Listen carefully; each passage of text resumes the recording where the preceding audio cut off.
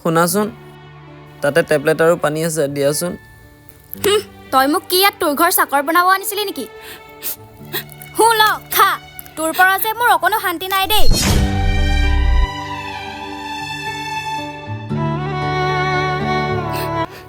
শুন উঠ তোক একো হ'বলৈ নিদিওঁ মাৰে থাকোঁতে তোক মই একো হ'বলৈ নিদিওঁ মই আছোঁ নহয় তই একো চিন্তা নকৰিবি ল টেবলেট খা